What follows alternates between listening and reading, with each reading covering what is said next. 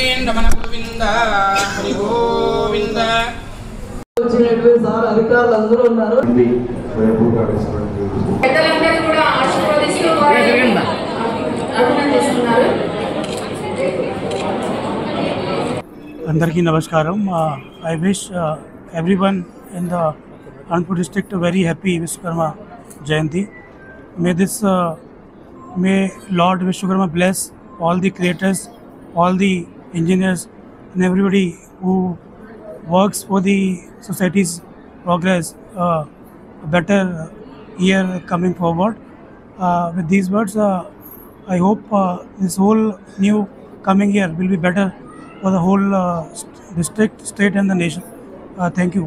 విశ్వకర్మ జయంతిని గౌరవ ముఖ్యమంత్రి నారా చంద్రబాబు గారి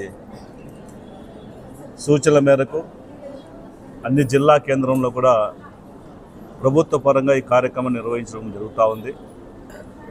ఈరోజు భారతదేశం యొక్క సంస్కృతి సాంప్రదాయాలని కాపాడుతూ భవిష్యత్ తరానికి కూడా మన సంప్రదాయాన్ని కొనసాగిస్తూ రాళ్ళల్లో కూడా దేవుని సృష్టించినటువంటి విశ్వకర్మ యొక్క వారసుల్ని అందరినీ కూడా అభినందిస్తూ వారు అనేక కార్యక్రమాల్లో పాలు పంచుకుంటూ ఈ విశ్వానికి ఒక దిక్సూచిగా ఉన్నటువంటి వారందరినీ కూడా ఒకసారి మనము గుర్తించుకోవాలన్నటువంటి బాధ్యతని ఈరోజు ఈ సందర్భంగా గౌరవ ముఖ్యమంత్రి గారు ఈ కార్యక్రమాన్ని ఏర్పాటు చేయడం జరిగింది.